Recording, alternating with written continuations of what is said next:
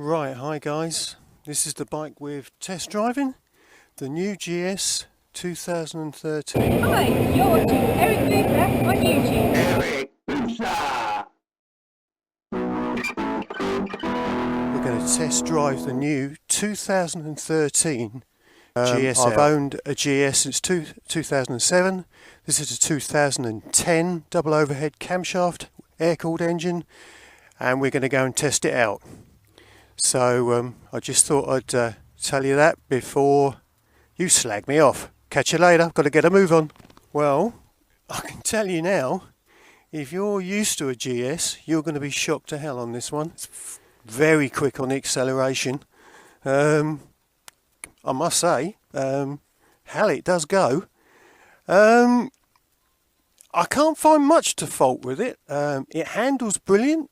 Feels a bit heavy to get off the side stand for the smaller version of this, because I'm used to the GS Adventure, and surprisingly it's that hard to get off. You know I don't like these bloody awful radiators. Look, there's a stone in there now. Look, there's a stone in there now. You know, waiting to hold your radiator. So, you know, as I said, I'm quite happy with the water-cooled engine. This is not smooth, it's snatchy, it's like I suppose like a boxer twin jinxer, this thing. It's a bit snatchy in traffic, on the throttle. It wants to pull like a train all the time. It's a completely different bike. The gearbox on this is snatchy and clunky, and it's not really smooth at all like my other two bikes, probably because of the power delivery, I should imagine. Yeah, it is not like any other GS that you're likely to ride again, ever again, to be honest. Don't like this stupid wheelie thing. It looks cheap and plastic and awful. Cruise control is okay.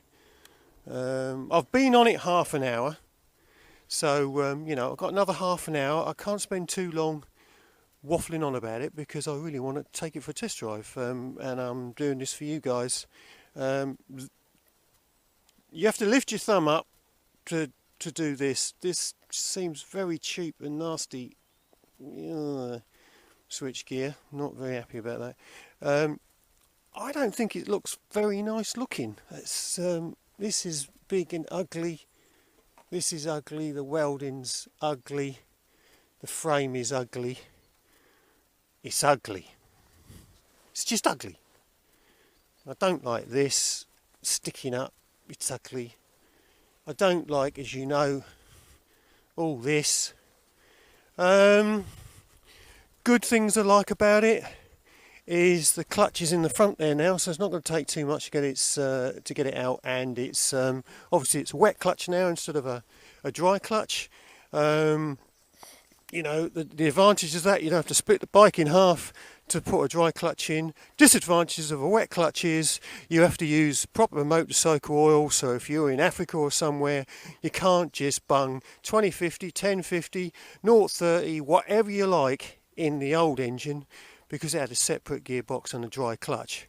So if you was going around the world, you could bung any old bloody oil in, it doesn't really matter, because it's like a car. Drop it and it falls on this, it's going to just snap, and that's going to be the end of your holiday. Whereas the old oil cooler was up here out of the way, and it was never ever damaged when you dropped it as many times as you like. I'm going through this as quick as I possibly can. I do like the big front wheel on it. As I said, it handles fine. Don't like the gearbox on it. It might be this bike. It's very snatchy, but the power delivery on this bike is pretty damn stonking, I must say. Christ, does it go? Amazing. What the KTM one's going to be like, I just don't find know, all this a bit tacky.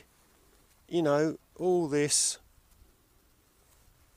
I just find very ugly on this bike. I don't like this. I don't like this. there's a lot of things cosmetically I don't like about this bike.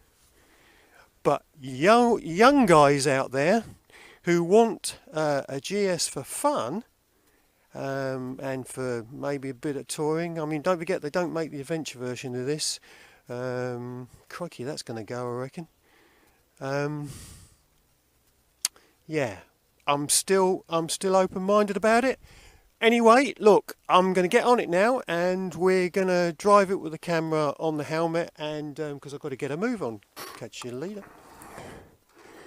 Here we go. Look at all that information there. Tons and tons of shit. Yeah. As you can hear, it seems to rattle like a good one. It's quite noisy engine.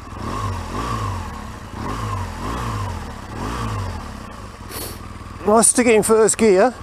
Oh, feel it jump forward and clonk. Yeah, my old bike, as you know, or both of them, you put it in first gear, you don't even know you got it in first gear, you have to look at the gear indicator. So that's that. That's why I don't like it in that respect. As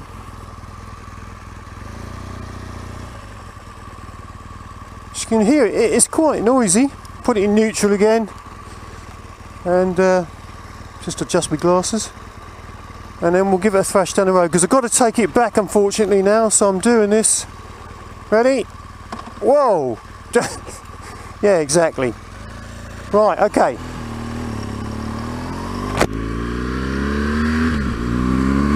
Whoa! Jesus! As you can see, the touch, the slightest touch of the throttle, the response is just unreal.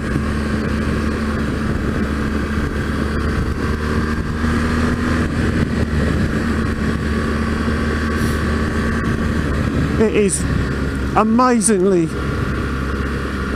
quick. Don't like, oh.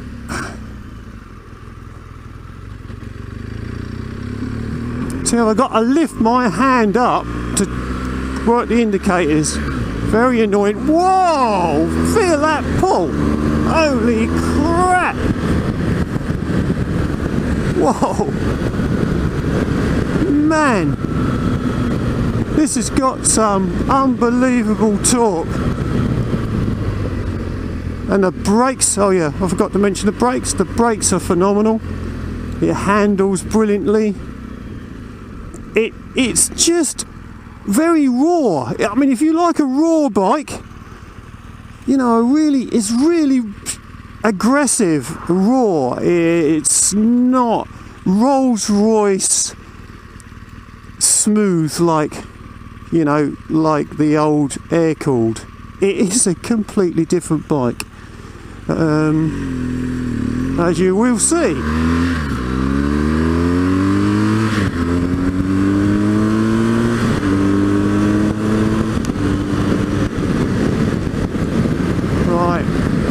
Slow down now.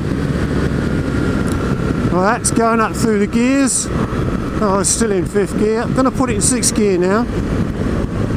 It's quite happily going along in 6th gear, quite slow. It's 50 miles an hour in 6th gear. So it's quite happy to do that. And again, ready?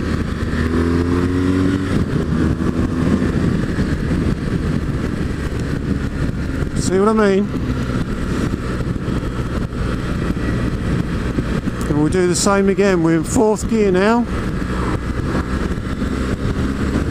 Well, I don't think I'm going to manage it.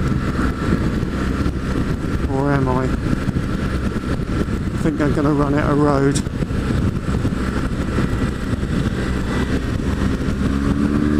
Way!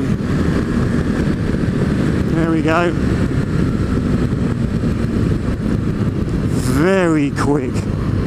But to blast past cars, look at that! Holy crap! And clonking my way through the gearbox in towns would be a nightmare for me.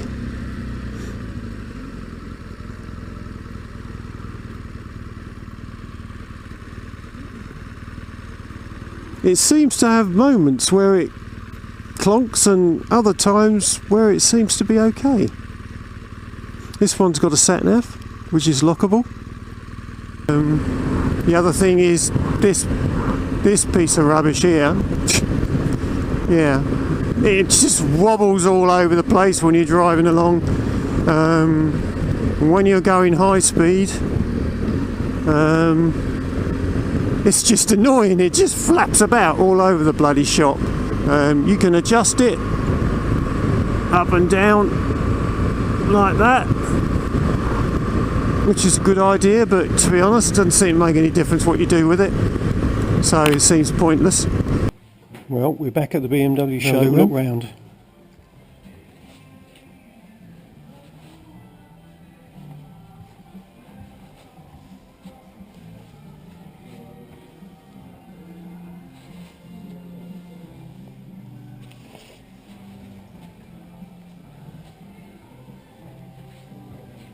How about that for a smart jinxer?